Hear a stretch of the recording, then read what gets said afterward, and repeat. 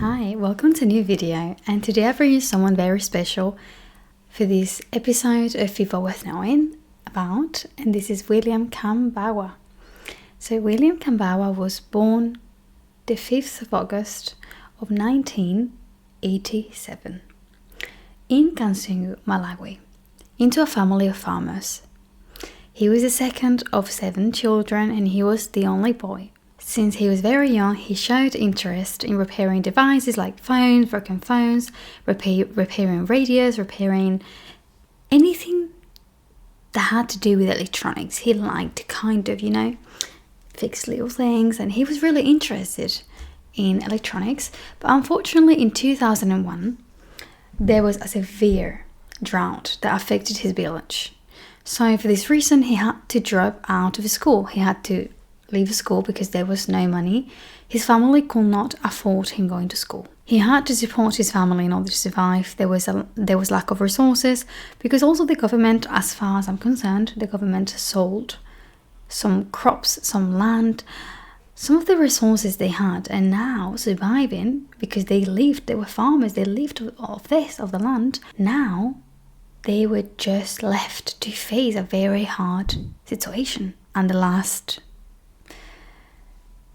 option, the last possibility, the last worry for them was their child going to school, because first they had to eat. However, he wanted to continue his education, and what he did, he used to go to the library.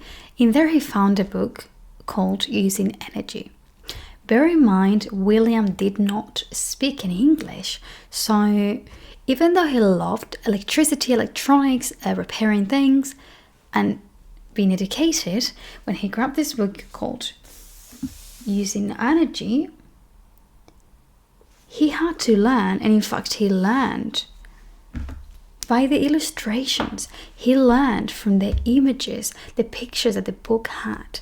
What did William learn? You may be wondering yourself.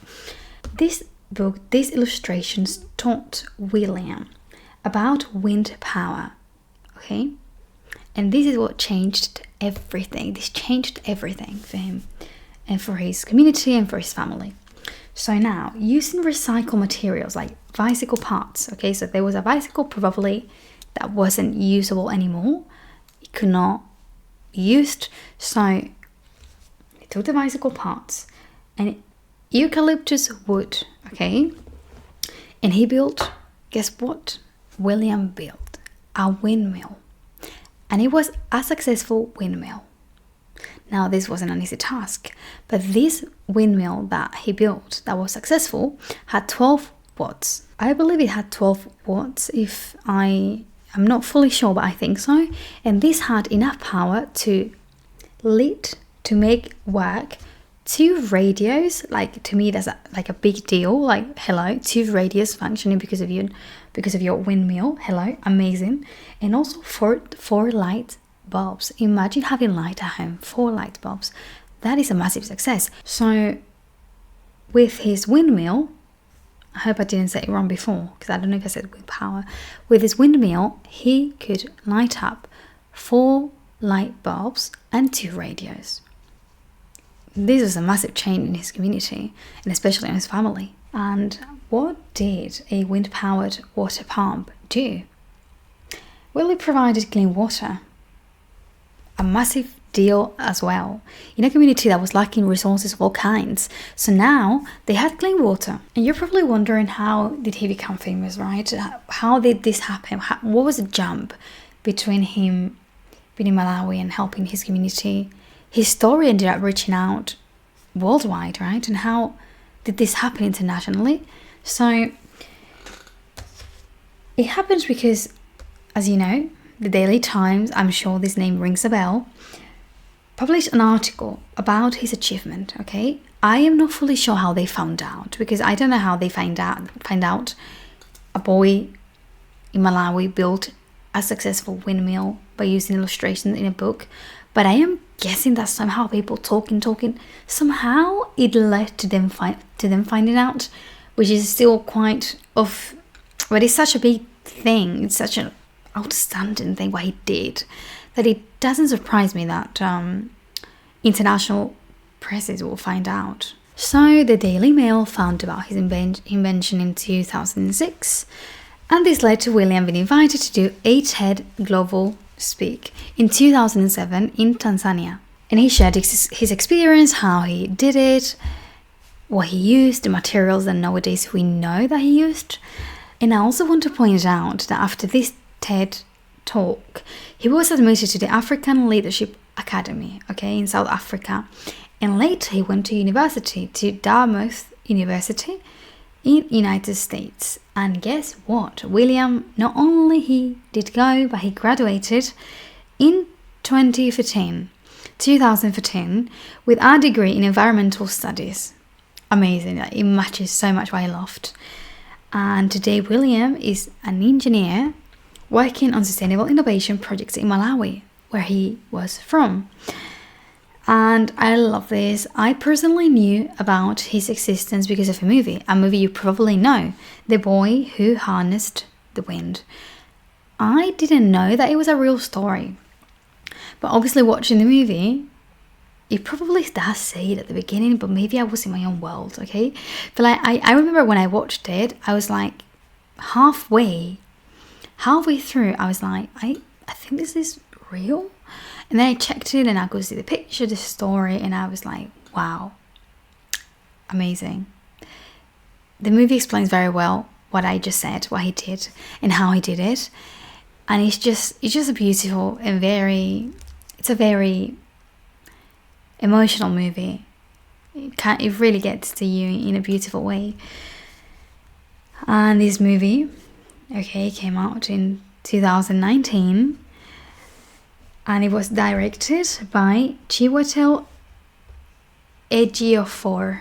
I hope I pronounced that properly, or as good as I could, or at least that is understandable. But this is a person that I wanted to speak about today in People Worth Knowing About. We know so many people that I am sorry, but they're not worth knowing. I always say the same, but like, people have even become a meme for saying disgusting things. Let's just say that.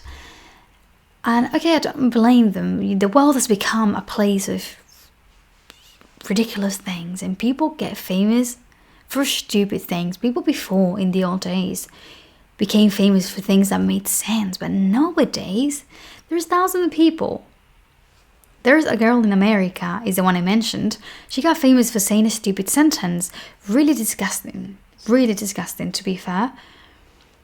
And I hate that I'm telling you about her, and I hate that you know who she is. I hate it with all my soul. You know who she is, and that kills me. And I'm not saying she's a horrible human, but she just does not deserve the amount of success, money, resources that come with being stupid and making a stupid comment. That is, to say the least, degrading and disgusting as a human being. But unfortunately, that's how the world works. Now, just stupid things get viral.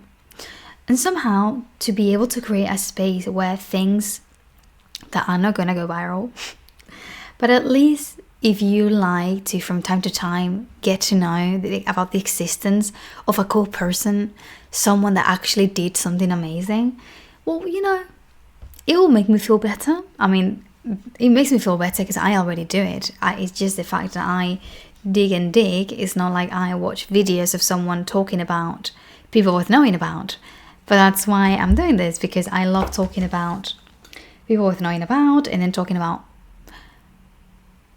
feminism or things that I find unfair. And I kind of combine all of those things. I hope I didn't talk too much, but yeah, I hope you're okay. I hope to see you soon. I hope you subscribe, because I would love to see you again. And I can't believe I'm recording a video, because I'm actually quite shy, and I know you probably think you're not. I really am. And I think I pronounced it and my accent was not on point, because I was just so insecure today, feeling really insecure, and you can easily tell. But yeah, thank you.